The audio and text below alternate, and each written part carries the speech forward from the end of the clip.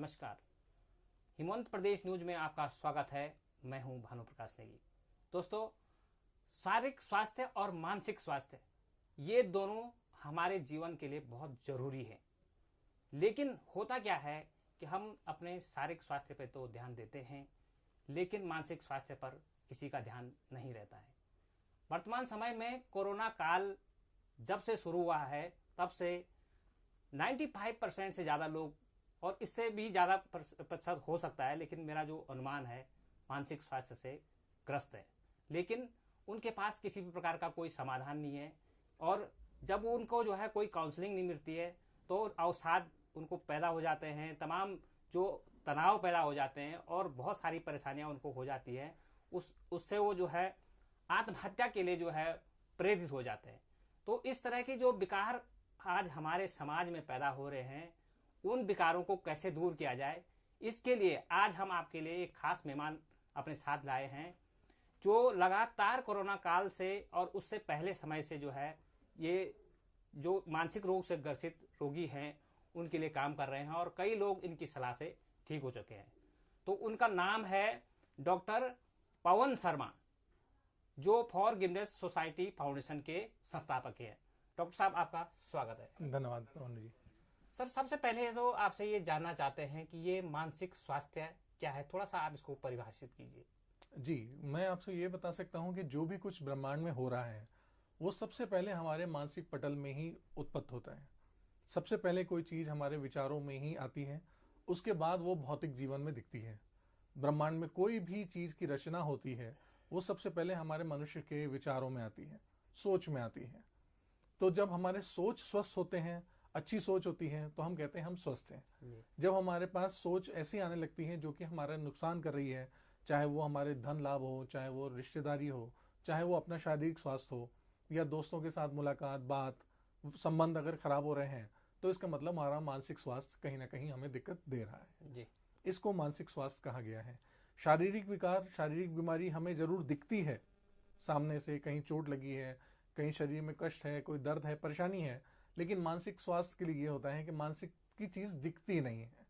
हाँ, उसके कारण दिखते हैं, उसके जो प्रभाव हैं वो दिखते हैं, बट वो बीमारी नहीं दिखती है जी। तो जब भी आपके जीवन में कुछ ऊट पटांग या गलत हरकत होने लगे, जो आपका इमोशन गलत कर रही हो, यानी आपको भावनाएं गलत दे रही हो, तो आपको समझ जाना चाहिए कि अब हमें अपने मानसिक स्वास्थ्य पर ध्यान देने की जरूरत है जी। डॉक्टर साहब, आज के जो समय में आप जो देख रहे हैं कि इस तरह के जो विकार हैं जी, इस तरह के जो अवसाद हैं, वो जो है आम बात हो चुकी है जी। लेकिन देखा जाता है कि इनका जो है कोई निदान और कोई ऐसी संस्था नहीं है, या कोई इस तरह का कोई प्लेटफॉर्म नहीं है जहां लोग अपनी इस बात को कह सकें जी। बिल्कुल। तो क्या किए जाने की आवश्यकता है, और उस दिशा में आप क्या काम कर रहे हैं? देखिए, जो मानसिक स्वास्थ्य की बात कहें तो ये अवसाद हो चाहे तनाव हो, ये जब से मनुष्य पैदा हुआ है तब से ही हो रहा है। सिर्फ अंतर ये था कि हमारे पहले घर कंबाइन थे, जॉइंट फैमिली थी, हमारे घर में बड़े बुजुर्ग भी थे जिनका अनुभव होता था, या समाज में ऐसे प्रतिष्ठित लोग होते थे, चाहे वो शिक्षक हो, चाहे वो संस्था के कोई ऐसे पदाधिकारी हो, जैसे गांव में आप देखते प्रधान होते हैं, सरपंच होते हैं, शहरों में इस तरह के लोग होते हैं, तो उनकी बातों का बड़ा प्रभाव होता था, हर एक आदमी मानता था उनकी बात। तो वहां पर एक तरह से उन्हें कह लीजिए कि चीजें बिगड़ने से पहले वहां पर उसकी काउंसलिंग भी हो जाती थी और उसका तरीका भी हो जाता था। अब आज की तारीख में आपाधापी में इतना ज्यादा भागदौड़ मची है, न्यूक्लियर फैमिली हो रही है, लोग अलग अलग रह करके काम कर रहे हैं, नए बच्चों का बुजुर्गों के साथ कोई भी संभावना साथ नहीं मिल पा रहा है। तो जब साथ नहीं मिल पा रहा तो उनकी जड़ें बड़ी ही कमजोर हो रही हैं। पहले हमारे बुजुर्ग हमको छोटी छोटी बातों पर ही समझा देते थे, आज वो चीजें नहीं मिल पा रही हैं। तब हम जैसे मानसिक स्वास्थ्य के प्रोफेशनलों को बाहर आना पड़ रहा है। हाँ, जब हम आए हैं तो हमारे साथ भी ये चीज होती है कि जब कभी आप देखेंगे किसी को जुकाम है, बुखार है, शरीर की कोई परेशानी है, दुबला है, पतला है, तो आदमी बड़ा शौक से और बड़े गर्व से कभी कहता है मैं जिम जा रहा हूं, और वो उसकी फोटो भी पोस्ट करेगा, लोगों को बताएगा भी, 4 लोगों को मैं जिम जाने लगा हूं, यानी वो अब शारीरिक स्वास्थ्य पे ध्यान देने की कोशिश कर रहा है। लेकिन जब आती है बात मानसिक स्वास्थ्य की, तो उससे जुड़ा जो कलंक, उससे जुड़ी जो शर्मिंदगी हमारे आसपास है, समाज में व्याप्त है, ये लोगों को रोकती है आगे बढ़ने से। क्योंकि जैसे ही कोई कहता है कि मुझे तनाव है, परेशानी है, हताशा है, मैं किसी प्रोफेशनल की मदद लेना चाहता हूं, तो लोग उसको ऐसे शक की नजरों से देखते हैं कि क्या ये आदमी पागल है, क्या इसको दिमागी मानसिक परेशानियां हैं, और ये लेबल, ये आइडेंटिटी, ये पहचान उसकी जीवन पर्यंत चलने लगती है। तो इसलिए लोग इससे बचते हैं। और मैं यही कहना चाहूंगा कि ये शारीरिक स्वास्थ्य से ज्यादा जरूरी है मानसिक स्वास्थ्य, क्योंकि शारीरिक स्वास्थ्य मानसिक स्वास्थ्य का ही एक रूप है। आप मेडिकल साइंस भी ये प्रूव कर चुकी है कि हमारी जितनी भी बीमारियां हैं, ऑलमोस्ट ऑल डिजीजेस कह लीजिए, वो साइकोसोमेटिक है। साइकोसोमेटिक का मतलब ये होता है कि साइको यानी हमारे दिमाग से चालू होती हैं, सोमा यानी हमारे शरीर में वो दिखती हैं। तो जितनी भी हमारे पास बीमारियां आ रही हैं वो ज्यादा से ज्यादा, मैक्सिमम से मैक्सिमम सारी की साइकोसोमेटिक यानी हमारे मन से ही विकार से आती हैं, तब वो शरीर में दिखती हैं। आज उन बीमारियों को खासतौर से मेडिकल साइंस में ऑटो इम्यून डिजीज के नाम से जाना जाता है, जिनका यकीनन कोई भी क्योर यानी इलाज नहीं है, सिर्फ ट्रीटमेंट चलता रहता है। जिस तरह से थायराइड है, जिस तरह से ब्लड प्रेशर, जिस तरह से डायबिटीज है, आप देख सकते हैं ये सारी बीमारियां अगर एक बार किसी के शरीर में लगती हैं तो उसकी दवाइयां जीवन पर्यंत चलती हैं। और ये रिसर्च ने भी प्रूव कर दिया है कि कैंसर के एडवांस स्टेज पे भी और लास्ट स्टेज तक भी जो लोग बहुत ज़्यादा दिक्कत में रहे हैं, जिनको हताशा लगी कि अब वो शायद जीवन खत्म होने वाला है, जब उन्होंने अपनी जीवन की पद्धति को थोड़ा बदला और वो थोड़ा सा खुश होने लगे, अच्छे से रहने लगे, माहौल में रहने लगे, तो वो कैंसर के सेल उनके शरीर से खत्म होने लग गए।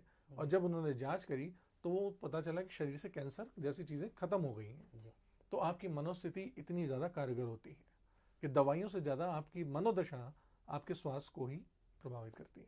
अच्छा डॉक्टर साहब, ये आपने बहुत महत्वपूर्ण जानकारी दर्शकों को तक पहुंचाई है जी, लेकिन इस मानसिक स्वास्थ्य पर इतना काम हुआ है, कभी इसको प्रेफरेंस दी ही नहीं जाती, चाहे आप सरकार के लेवल से हो, जी बिल्कुल, चाहे जो है जो बुद्धिजीवी वर्ग है वो भी जो है इसको जो है इतना प्रेफरेंस आज तक नहीं दे रहा है। तो क्या वजह रहती है और इसको कितना प्रेफरेंस देने की आवश्यकता है? इसमें कितना, जैसे बजट स्वास्थ्य के लिए अलग से जो है राज्य या केंद्र सरकार जारी करती है, तो इसमें इस तरह का भी जो प्रावधान होना चाहिए? सर हमारे लिए तो जरूर कहना है, क्योंकि जिस तरह से शारीरिक स्वास्थ्य को लेकर के बहुत सारे काम करते हैं, जागरूकताएं फैलाई जाती हैं, प्रचार होता है, प्रसार होता है, मानसिक स्वास्थ्य को लेकर के उतना ज्यादा प्रचार प्रसार करने की जरूरत है, हर एक को बताने की जरूरत है। जब भी कभी बच्चे होते हैं छोटे, एक माँ बाप को भी चाहिए कि वो एक साइकोलॉजिस्ट या प्रोफेशनल का एक कार्ड या नंबर जरूर से जरूर अपने बच्चे को दे के बेटा कोई भी परेशानी हो तो एक किसी काउंसलर से जरूर मदद लो। क्योंकि अगर हम ये सोचते हैं कि बच्चों के इश्यूज हमसे कम है तो हम गलत सोचते हैं, उनके इश्यूज हमसे बहुत ज्यादा है, क्योंकि इस समय वो जिज्ञासा के क्षेत्र में है, तो उनके वो इश्यूज ज्यादा होंगे, तो उनको एक प्रोफेशनल हेल्प की जरूरत बहुत ज्यादा है।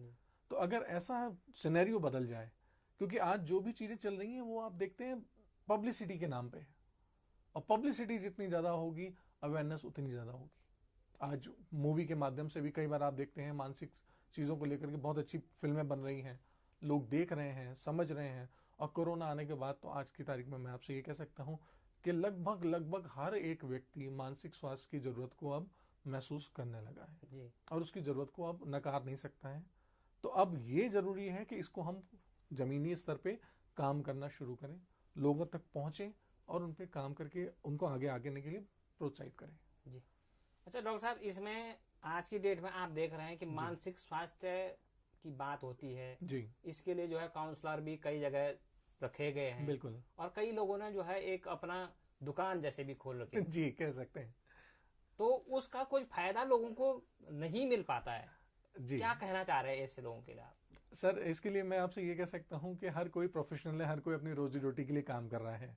हाँ यकीनन मेरी भी कभी बात होती है, साइकोलॉजी के डॉक्टर हैं उन लोगों से भी बात होती है, तो उनका एक कहना ये भी होता है कि सर हम लोग जब काम कर रहे हैं तो ये फिजिकल डिजीज की तरह नहीं है जिस तरह से कि फिजियोलॉजी के डॉक्टर काम करते हैं कि मरीज उनके पास हर सर्दी जुकाम बुखार वायरल फीवर में आता रहे।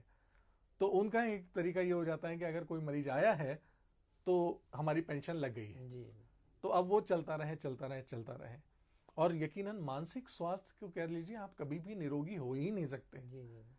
क्योंकि जिस वक्त भी आप सोचते हैं आपके पास विचार या तो सकारात्मक होगा या नकारात्मक होगा। अगर नकारात्मक है तो आपको वहां पे सुधारने की जरूरत है, और ये तो जीवन पर्यंत की प्रक्रिया है। इसलिए जरूरी है कि हमारे बिलीफ, हमारे वैल्यूज यानी हमारे मूल्य और हमारे जो धारणाएं हैं ये स्ट्रांग हो, ये मजबूत होगी तो हमारी नींव अच्छी होगी, तो यकीनन हमारे पास विचार अच्छे आएंगे। इसके लिए माँ बाप को जागरूक होना जरूरी है, जो अपने बच्चों के लिए काम करें, क्योंकि आज की पीढ़ी जितनी भी जानकारी रखती है वो बहुत जानकारी नहीं है। आज की तारीख में हम जीवन मूल्य के अलावा बाकी सब चीज़ों पे काम कर रहे हैं, सिर्फ जीवन के बारे में नहीं। आज हम किसी से भी जीवन मूल्य की बात करते हैं तो उसके हाथ खाली होते हैं, भले ही वो जितना भी पढ़े लिखे हों या कुछ भी हो। तो हम ये चाहते हैं कि जीवन मूल्य की चीज़ें लोगों तक पहुँचे। और जैसा कि आपने कहा है कि अभी तक सरकार नहीं कर रही है, लोग नहीं कर रहे हैं, तो देखिए हम किसी के ऊपर कोई दोष नहीं डाल सकते, पहल करनी होती है। जिसके भी जानकारी में आए पहल करें। इसी कोशिश में हमने शुरू करा है।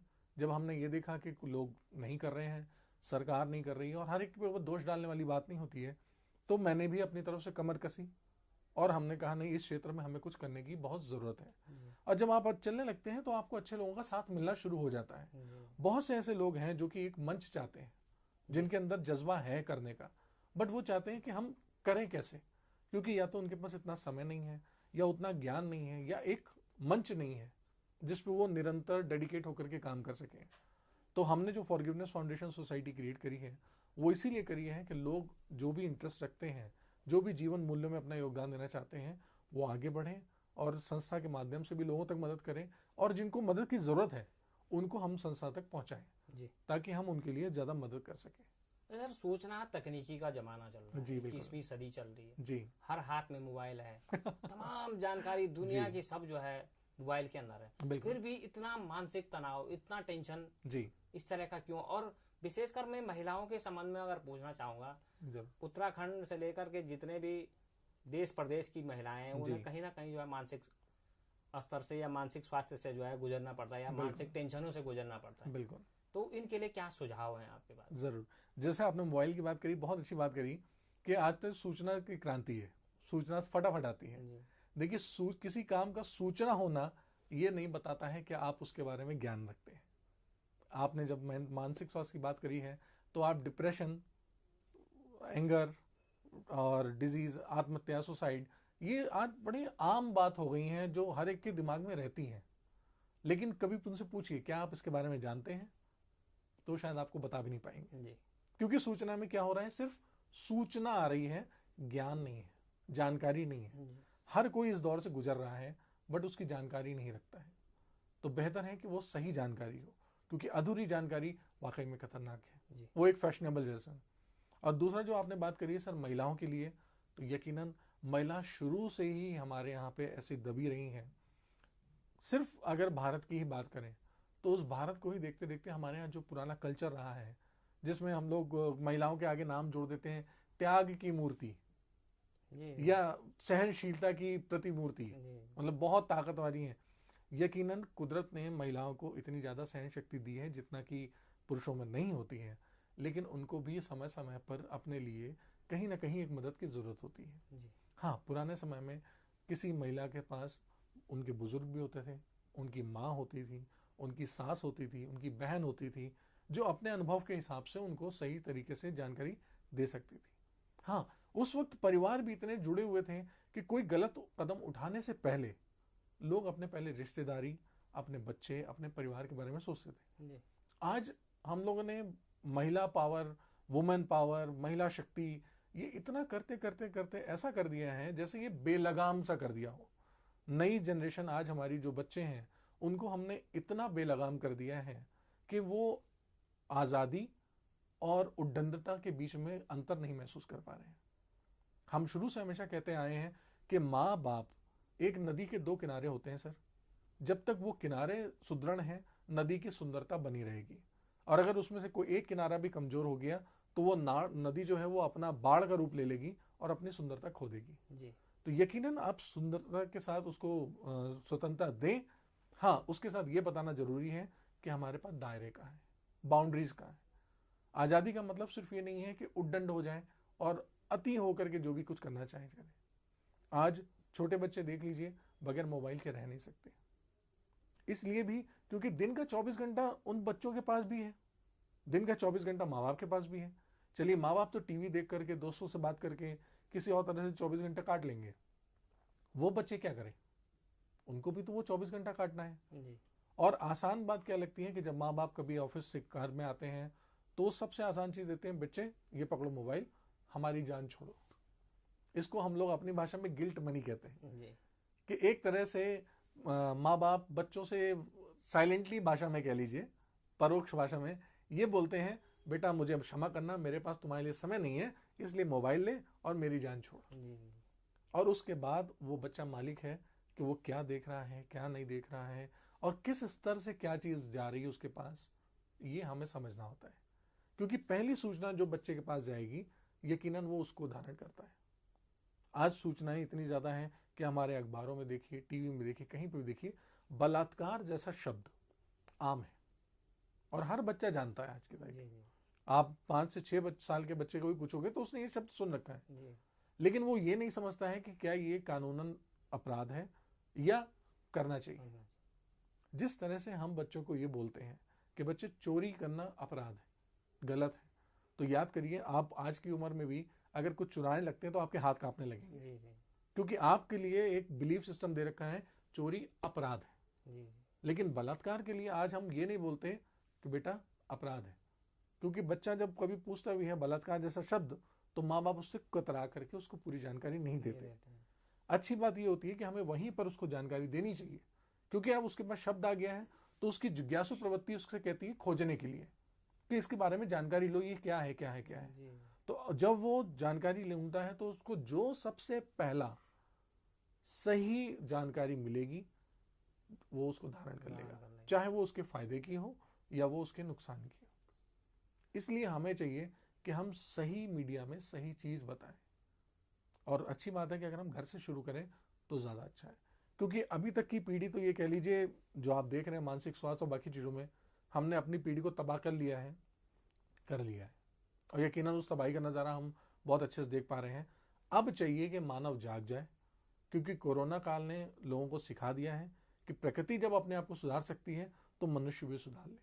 अगर आज हम सुधारते हैं तो यकीनन हम अपनी आगे आने वाली भावी पीढ़ियों को सुधार सकते हैं। इसके लिए हमें जरूरी है कि हम उनको बचपन से सुदृढ़ मूल्य दें, अच्छी बातें समझाएं, और ये जो फिजूल की बातें हैं, जो मिथ्या चल रही है मार्केट में, उनको ना बता करके सच बात बोले। जैसे डॉक्टर साहब, एक जो आज की डेट में जो जीवन पद्धति है और जीवन पद्धति से जुड़ा हुआ आपकी शिक्षा पद्धति है, क्योंकि बचपन से ही जो है वो आपको जो ऐसे चेंज लग रहा है, पहले जो नैतिक शिक्षा होती थी बिल्कुल उसका अभाव दिख रहा है, तो कहीं ना कहीं आपको लगता है कि जो शिक्षा पद्धति है उसमें भी दोष है? देखिए, शिक्षा पद्धति में हम दोष इसलिए नहीं कह सकते क्योंकि शिक्षा एक बहुत जरूरी चीज है, और हमारे जैसे बहुत सारे रिसर्चर वहां बैठे हुए हैं जो काम कर रहे हैं। चूंकि हमारा वो क्षेत्र नहीं है तो हम उसको कुछ सही गलत कहना गलत होता है, क्योंकि हम जब तक उसके अंदर जाएं तब बता सकते हैं। ये हम जरूर कह सकते हैं कि जो भी दोष या त्रुटियां हो रही हों, क्योंकि वो हर देश काल परिस्थिति के हिसाब से बनती है, अगर आज की परिस्थिति के हिसाब से नहीं है तो यकीनन हमें अपने आप को ढाल लेना चाहिए कि हमें अंदर बदलाव चाहिए। अगर शिक्षा में आप देख रहे हैं कि कुछ चीजें ऐसी हैं जहां पे जीवन मूल्य नहीं मिल रहा है, ये ही वो जगह है जहां पर माँ बाप या हमारा परिवार वो काम करता है। क्योंकि आज की तारीख में अगर आप देखेंगे तो माँ बाप भी नई नई उम्र के लोग बने हुए हैं, जो अक्सर हम लोग एक्चुअल भाषा में ये बोल देते हैं कि बच्चा पैदा करना और माँ बाप बन जाना दो अलग बात है। जिस तरह से आप पढ़ाई करते हैं तो आपने पढ़ाई में MBA या इंजीनियरिंग का एग्जामिनेशन पास करा है, MBA या इंजीनियर बन नहीं गए हैं।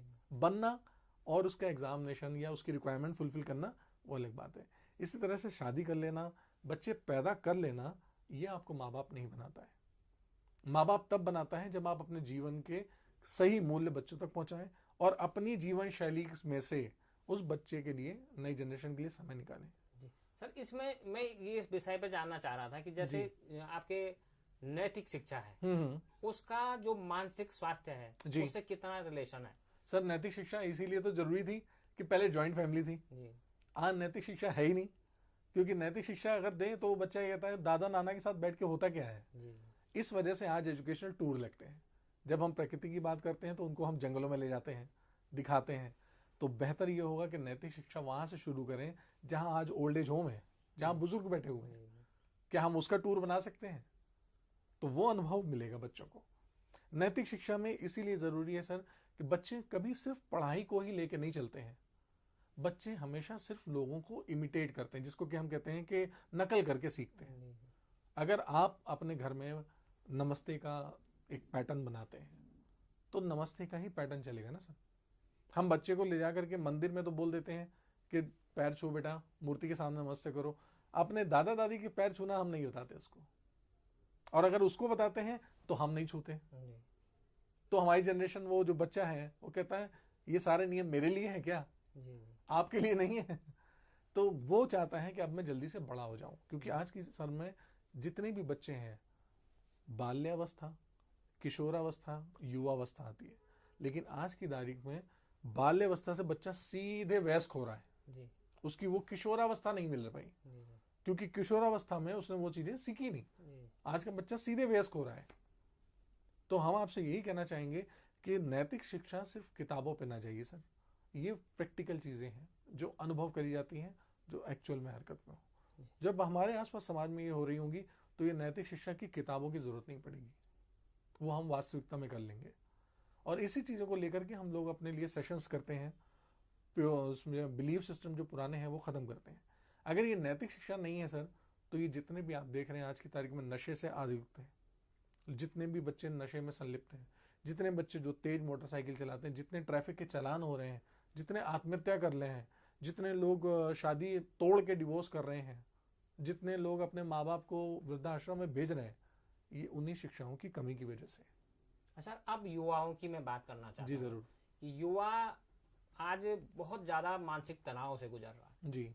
इतना था कि वो अपनी मंजिल को पाने के लिए बड़ी बड़ी जो IIT है या तमाम जो प्रतियोगिता परीक्षाएं उनको पास कर लेता है, लेकिन जब उनको पास आउट करने की बात होती है, जी बिल्कुल, उससे पहले वो आत्महत्या कर ले रहा है। बिल्कुल सही। अब इनकी वजह क्या है और ये किस तरह से कम हो समाज में, थोड़ा उसके बारे में आप बताइए। जरूर। देखिए, हर एक बार जब हम लोग को जीवन मूल्य मिलता है, जीवन मिलता है, तो हम लोग को एक पर्पस मिलता है। वो पर्पस हमारे पास क्लियर नहीं होता। सबसे पहले हमारे ये जानना होता है कि हम जीवन में आए क्यों हैं। पर्पस का लॉस होता है। पर्पस के बाद आता है आइडेंटिटी, पहचान, कि हमारी पहचान क्या है। उसके नीचे आते हैं belief, values, then capability, then behaviour. और हम लोग किस पे बात कर रहे होते हैं? व्यवहार पे, बिहेवियर पे, कैपेबिलिटी पे।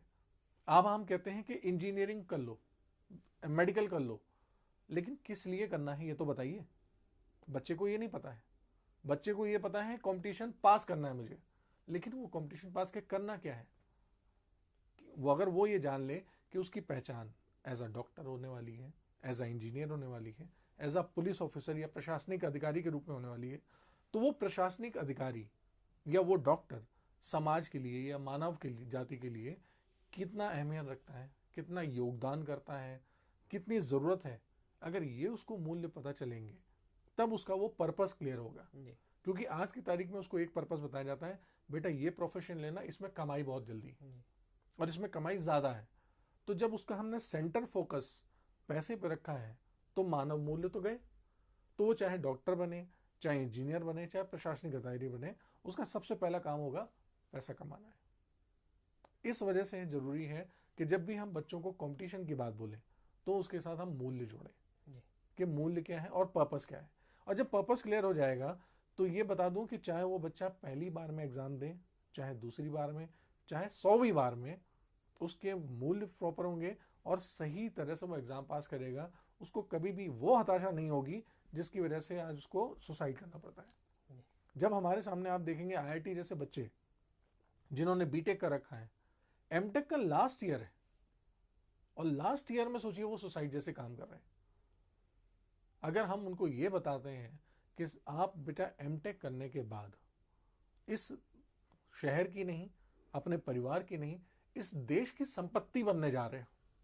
आप सोचिए हमारा देश इंतजार कर रहा था उन युवाओं का कि अभी वो IIT करके बाहर आएगा तो देश की तरक्की में न जाने कितना योगदान देगा वो। उसको ये पहचान नहीं है, इसलिए वो सोचता है मैं क्या करूं। उसको अपना जीवन बिल्कुल व्यर्थ लगता है कि मैं यहाँ बेकार में हूं, मेरा कुछ मकसद नहीं है यहाँ पे पढ़ने का, मेरे रहने का। क्योंकि उसको एक ही चीज दिखती है, मेरे माता पिता पे कर्ज है, मैंने एजुकेशन लोन ले रखा है, मैं क्लास में सबसे नीचे हूँ, मैं उतना अच्छा नहीं हूँ, मैं समाज में गर्लफ्रेंड नहीं रखता हूँ, मैं दोस्तों के साथ नहीं हूँ, मेरी पढ़ाई नहीं है, मेरे पास गाड़ी नहीं। ये अगर सोच होती है उसकी, तब वो आत्महत्या जैसे कदम उठाता है। तब उसको ये लगता है कि इन चीज़ों का मूल्य ज़्यादा है, उसके जीवन का मूल्य बिल्कुल ख़त्म है। जबकि अगर उसको ये बताया जाए कि सिर्फ ये 1-2 साल बाद तुम देश की इतनी बड़ी संपत्ति बनने जा रहे हो जिसके आगे ये सारी चीज़ें बेमायने होंगी, कोई कदर नहीं होगी। इसी वजह से हमारे पास अब्दुल कलाम जैसे लोग, इतने बड़े बड़े साइंटिस्ट आज की तारीख में कम हो रहे हैं। और जब हो रहे हैं, जो लोग ऐसे हैं जो कि पढ़ पाते हैं, जो क्वालिफाई करते हैं, उनको विदेशों का सबसे पहले रास्ता मिलता है। वो सबसे पहले विदेश की तरफ जाना चाहते हैं, क्योंकि हिंदुस्तान से उनको दिखता है कि आमदनी इतनी नहीं है और विदेशों में मौके हैं, अवसर है, इस वजह से जाते हैं। सर, एक बहुत जो महत्वपूर्ण विषय है, अब जो हमारा युवा है जी, वो नशे की गिरफ्त में है। बिल्कुल। और वो मानसिक विकारों से भी गुजर रहा है। जी हाँ। तो उसे लगता है कि अगर मैं नशा करूंगा तो मैं मानसिक रोगों से भी मुक्त हो सकता हूं। जी हाँ। आपका क्या विचार है इसमें? जरूर। जो भी कोई नशा करता है, चाहे वो शराब का हो चाहे ड्रग्स का हो, इसकी प्रवृत्ति होती है क्रिमिनल, जो हम लोग कहते हैं। ये सिर्फ 2 तरह की प्रवृत्ति होती है। एक प्रवृत्ति होती है सैडिस्ट, यानी वो किसी को कष्ट देता है, लोगों को मारता है, पीटता है, तो उसे खुशी मिलती है। जैसे कि आतंकवादी, उग्रवादी या बहुत ही उद्दंडी लोग जो कि मारपीट करते हैं। दूसरा होता है मैसोचिस्ट। ये वो प्रवृत्ति होती है जो कहती है कि मैं अपने को कष्ट देके तुम्हें कष्ट दूंगी। तो ये वो बच्चे होते हैं जो यकीनन कहीं ना कहीं अपने माँ बाप, अपने समाज या किसी ऐसे व्यक्ति से सीधे सीधे बदला नहीं ले पा रहे या उनको सजा नहीं दे पा रहे जिन तक की उसकी पहुंच नहीं है। तो वो नशे के एक माध्यम बनाते हैं। वो कहते हैं मैं अपने शरीर की इतनी दुर्गति कर लूंगा, या अपने नाम की, या अपने परिवार की, अपने जो कुल है जो चला आ रहा है, अपने पिता का नाम, अपने परिवार का नाम, इसकी छवि समाज में इतनी धूमिल कर दूंगा कि आपको शर्मिंदगी का बोझ उठाना पड़ेगा। उसका माध्यम उसको मिलता है कोई नशा। वो या तो स्मैक लेगा, या वो शराब लेगा, या वो कोई और गलत हरकत करेगा, तब वो नशे पे जाता है। और वो जब नशा वो करता है, उसके बाद जब देखता है कि लोग, उसके घर परिवार वाले कष्ट में हैं, परेशान में हैं, दुखी हैं, उसको अंदर अंदर कहीं ना कहीं खुशी मिलती है। वो ये जानता है कि ये मेरे स्वास्थ्य के लिए खराब है, बट वो तब भी ये जानता है इससे मुझे मिलने वाला लाभ ज्यादा कीमती है बजाय मेरे स्वास्थ्य से। तो वो इसको अति करता है। 1 बार करेगा, फिर 2 बार करेगा, फिर 3 बार करेगा। हम ये कहते हैं नशा करने वाले को कोई होश नहीं होता। सर, नशा करने वाले को पूरा होश होता है। नशा करने के बाद व्यक्ति अपने ही घर आता है, पड़ोसी के घर नहीं जाता। अपने घर आने के बाद वो अपने माँ बाप को उतनी गालियां नहीं देता जितनी शायद वो अपनी पत्नी को देता है, या अपने छोटे भाई बहन को। वो उन पे हाथ उठाता है, किसी और पे नहीं उठाता। तो इसका मतलब उसको सोच रहती है, और उसको ये भी पता होता है मुझे किसके साथ कैसा व्यवहार करना है।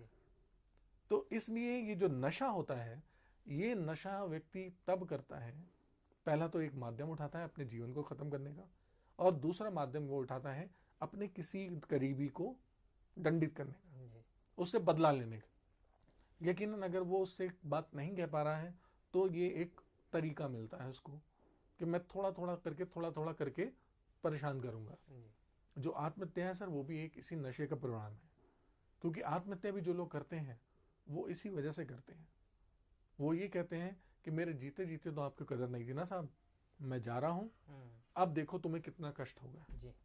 वो तब ऐसा बड़ा कदम उठाते हैं। असलियत में वो जिस दिन आत्महत्या करते हैं वो उस दिन नहीं मरे हैं, वो मर बहुत पहले चुके हैं। उस दिन तो सिर्फ उन्होंने उस घटना को अंजाम दिया है। क्योंकि जिस दिन उन्होंने सोच लिया था मेरा जिंदगी बेकार है, किसी काम की नहीं है, मेरे लिए कोई कदर नहीं करता, वो उस दिन मर गए। मुझे मर जाना चाहिए। उसके बाद से वो मौका ढूंढते कि मुझे ट्रेन के नीचे आना है, या मुझे जहर खाना है, या मुझे गोली मारनी है, या मुझे ट्रक के आगे आना है, या पानी में डूबना है। फिर वो उसके मौके ढूंढते कि इसको मैं किससे अंजाम दूं। तो जितने भी ये आत्महत्या करने वाले, जितने भी ये नशे वाले लोग हैं, ये आप हमेशा ध्यान रखिए, ये हमेशा किसी न किसी अपने करीबी को सजा देने के लिए ही यह कदम उठाते हैं।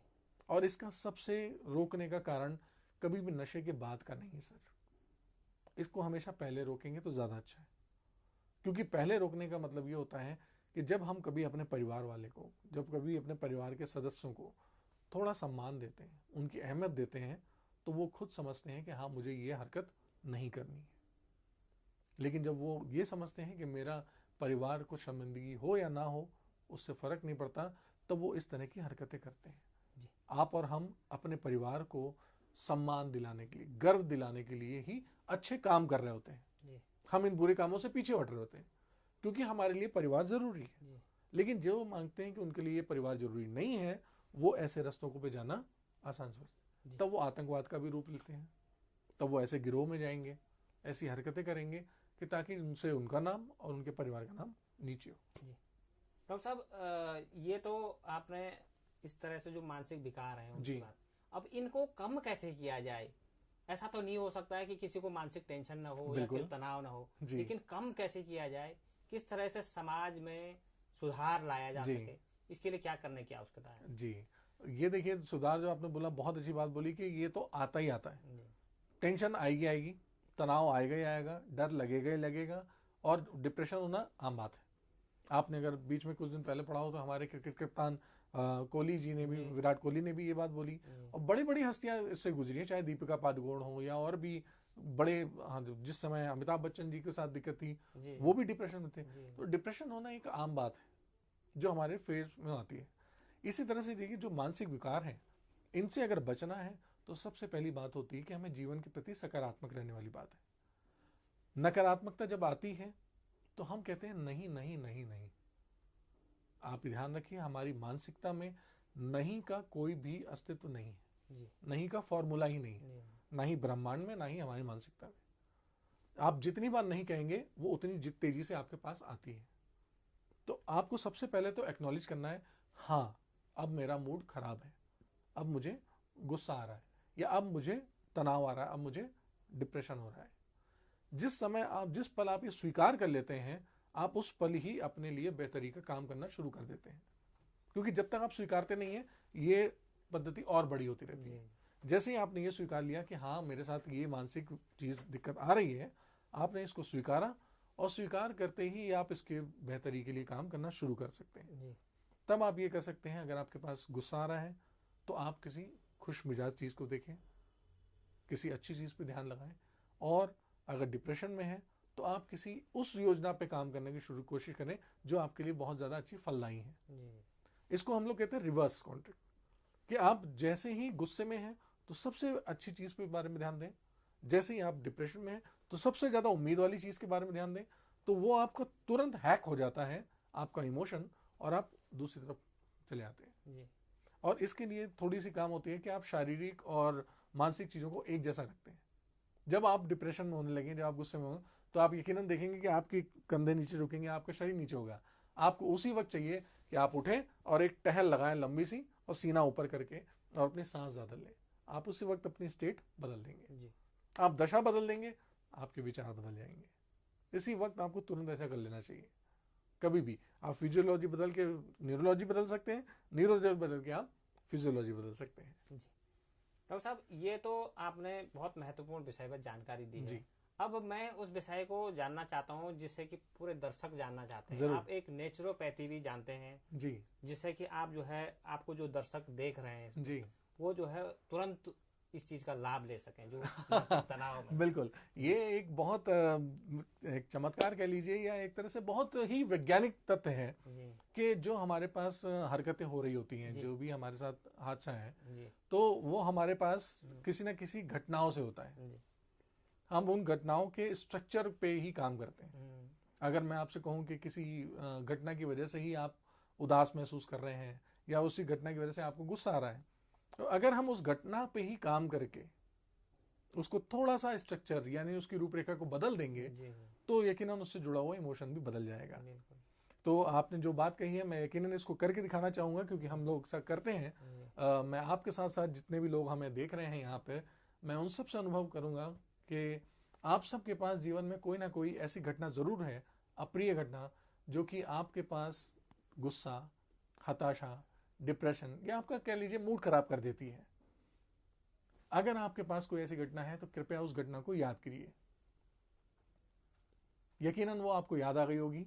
ये घटना आपकी एक मूवी फॉर्म में होगी, यानी चलचित्र के रूप में होगी।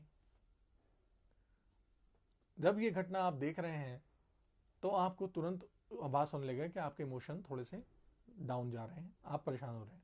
अब आप सिर्फ एक काम करें कि महसूस करें कि आपके दूर दीवार पर एक टीवी लगा हुआ है जहां पर यह घटना चल रही है। आप उस घटना को देखना शुरू करें और सिर्फ एक उम्मीद करें कि आपके हाथ में एक रिमोट है उस टीवी का। इस पूरी घटना को देखिए। अगर इस पूरी घटना में आपको रंग दिखाई दे रहे हैं तो अपने उस रिमोट कौन से आप इस कलर को कम कर दीजिए।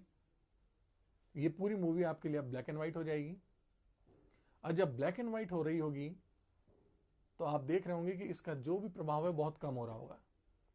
आप कर सकते हैं जरूर।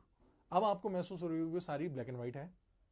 अब आप किसी भी एक सीन पर आप अपने हाथ से रिमोट करते हुए उसको पॉज कर दीजिए। एक फिल्म के उस सीन को उस तस्वीर पे रोक दीजिए। यकीनन अब आपके पास टीवी पे वो चित्र रुक गया होगा। अब आपके हाथ में एक रिमोट में जो बटन है वो जैसे ही आप देखते हो कि टीवी में सिग्नल चला जाता है और काली सफेद बिंदियां वहां पे आने लगती हैं, बस वो बटन दबा दीजिए, सिग्नल लॉस्ट हो गया। अब आपके उस टीवी में काली सफेद बिंदियां आ रही हैं और इस वक्त वो पूरा सफेद हो गई स्क्रीन। अब वहां पर कोई भी सीन नहीं दिख रहा है, ना ही आवाज आ रही है और ना ही कोई भी तस्वीर है। उसी वक्त आप देखेंगे कि टीवी में छोटा सा स्पार्क हो रहा है और वो टीवी पूरा जल रहा है। वो पूरा जलने के बाद राख में कन्वर्ट हो रहा है, राख में बदल गया है। वो पूरी राख नीचे गिर गई है और हवा का झोंका आकर के उस पूरी राख को ले जा रहा है। अब आप देखेंगे उस दीवार पर कोई भी टीवी नहीं है, वो दीवार सादी है। इसी वक्त आप अपने अपने मोबाइल नंबर पूरा बोलिए जोर से, आवाज के साथ। जी हां, आपका ही बोलिए, एक बार फिर दोहराइए। अब आप उस घटना को याद करना चाहेंगे तो यकीनन आप देख सकते हैं कि आपको वो घटना अब इस वक्त याद नहीं आ रही होगी। यकीनन, धन्यवाद भानु जी। इस तरह से हम लोगों का ये काम होता है कि हमने उस घटना को अगर बदल दिया है तो उससे जुड़ा कोई भी इमोशन होगा वो लॉस्ट हो जाएगा। यकीनन इस वक्त हमारे सारे दर्शक वो घटना को ढूंढने की कोशिश कर रहे होंगे, लेकिन उनके मानसिक पटल पे वो घटना नहीं आ रही होगी। क्योंकि जब हमारे साथ कोई अच्छी घटना घटती है तो उस घटना को हम सेलिब्रेट करते हैं, इंजॉय करते हैं, पार्टी करते हैं, सेलिब्रेशन करते हैं, लोगों को बताते हैं। तो वो घटना जहां से शुरू हुई थी वो अंत तक पहुंच जाती है। लेकिन जब हम किसी से नाराज होते हैं, कोई दुख होता है, कोई घटना होती है, तो या तो हम उस घटना को खत्म करें तब बात हो, या हमें किसी के साथ बढ़ा से तो हम बोल दें, या हमें कुछ बुरी लगी है तो हम उसको मार पीट लें, कुछ कर लें। लेकिन वो हम नहीं कर पाते हैं। तो वो घटना अभी हमारे मानसिक पटल पे वहीं अटकी हुई है जब हमारे पास वो दुख वाला माहौल आया था। तो जब भी आप उस घटना को दोबारा से याद करने लगते हैं वो फिर आपको वहीं पे ले जाके छोड़ती है जहां पर आपका वो इमोशन था और आप फिर उस दुखी के मूड में आ जाते हैं। इस वक्त आपने सिर्फ इतना करा है कि उस जो रुकी हुई घटना को था वो अंत में ले जाकर के आपने खत्म कर दिया है। तो अब जब वो घटना खत्म हो गई है तो उससे जुड़े इमोशन भी अब आपके पास खत्म हो गए हैं। ये इतना आसान सी चीज है। इसी तरह से हम लोग रेप विक्टिम लड़कियां, ईव टीजिंग लड़कियां, जो लोग ऐसे हैं जो कि सदमे में है, ट्रॉमा में है, जिनके साथ जीवन में बहुत सारे आघात हुए हैं, कोई घरेलू हिंसा की विक्टिम है, तो उनके साथ भी हम ऐसे ही थेरेपी करते हैं अपने यहाँ पे, जिसमें कि उनको वो पूरी घटना बताने की जरूरत भी नहीं पड़ती है और वो उन घटना से निजात पा लेते हैं।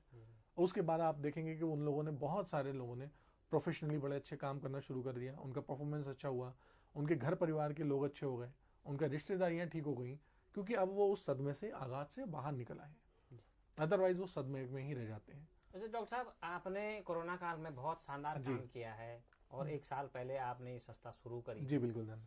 तो अब जो है आपने आईटीबीपी से लेकर के तमाम सेना के जवानों को भी काउंसलिंग दी जी, है, बीएसएफ आईआईटी के जो छात्रों को भी किया है। तो किस तरह का अनुभव रहा है आपका अभी तक का? जी सर, ये अनुभव तो बहुत ही लाजवाब होता है। ये कह लीजिए कि आप जितने भी मनुष्यों के साथ, मानवों के साथ काम करते हैं, वो अनुभव आपके लिए अद्वितीय होता जाता है हर बार हर बार हर बार। और ये हम लोगों के लिए तो हर बार एक नया सीखने का अनुभव होता है, क्योंकि हर घटना से हम कुछ ना कुछ नया सीख रहे होते हैं। और अब हमारे लिए तो ऐसा होने लगा है कि जीवन का मूल्य बहुत अंतर हो गया है। तो हर एक क्षेत्र में, हर एक चुनौतियों पे अलग अलग लोग हैं। मैं आपसे भी ये बात कहना चाहूंगा कि हर व्यक्ति बाहर अगर आप देखेंगे तो अपने आप में ही एक युद्ध लड़ रहा है। वो उसके परिवार का भी होगा, वो उसके कामकाज का भी होगा, वो उसके समाज का भी होगा, वो उसी युद्ध में लगा हुआ है सब। तो ऐसे में तो हमारे लिए सबसे बढ़िया मेहनत वन रहती है कि हम उसकी बात को समझ सकें और उसको कहीं ना कहीं थोड़ा सा दयालुता का भाव दिखा सकें। जी ये उसके लिए मदद के बहुत काम करेगा। जी। सर, आपका जो फाउंडेशन है वो जी मानसिक रोगियों के लिए बहुत अच्छा काम कर जी रहा है, और प्रधानमंत्री ने भी कार्यालय से भी आपके कार्य की सराहना जी की जरूर। है। आगे किस तरह की कार्य योजना है आपकी कि ताकि ये काम बृहद हो और जी अधिक से अधिक लोगों को मानसिक स्वास्थ्य मिले? बिल्कुल सर, मैं आपको ये जरूर बताना चाहूँगा कि हम लोगों ने अभी कोरोना काल में जितना भी काम करा, लोगों को बहुत मदद करी। जिन लोगों के कोरोना से रिकवर होके आए थे उनके परिवारों के साथ मिलकर काउंसलिंग करी, और बाहर जो डर का माहौल व्याप्त था उसको भी हमने हटाने में बहुत मदद करी लोगों के लिए। उस ट्रॉमा से लोग बाहर आए हैं। हमने एक सुझाव भेजा था प्रधानमंत्री ऑफिस में ये बताने के लिए कि मानसिक स्वास्थ्य में हम लोग इस तरह से काम कर रहे हैं, और यकीनन जो हमारे साथ पेशेवर जुड़े हुए हैं वो अपनी अपनी जीवन शैली में बहुत व्यस्त हैं, जी और हम लोग चाहते हैं कि हम डेडिकेटली पूरा काम कर सकें। और खास तौर से अभी हम लोग उत्तराखंड की बात कर रहे हैं क्योंकि हम लोग उत्तराखंड में हैं, तो अभी हम देहरादून से काम कर पा रहे हैं, बाकी लोगों को टेलीफोनिकली हम मदद कर पा रहे हैं।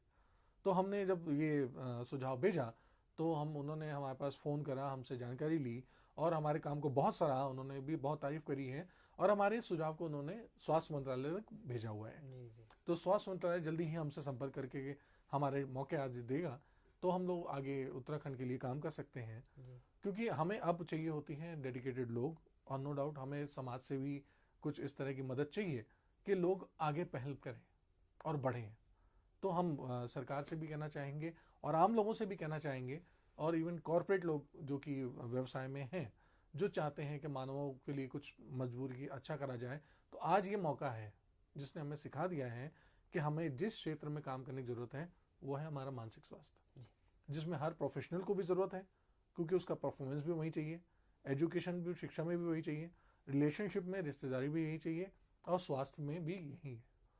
तो आज तो हर एक को जरूरत है, तो चाहूंगा कि हर कोई आगे आए। हाँ, जो लोग नहीं सीखे हुए हैं उनको हम सिखाएंगे भी, और उसको मदद लेकर के हम चाहेंगे कि ये सिलसिला और आगे बढ़े, ज़्यादा से ज़्यादा लोग लाभान्वित हों, ज़्यादा से ज़्यादा लोगों तक फायदा हो।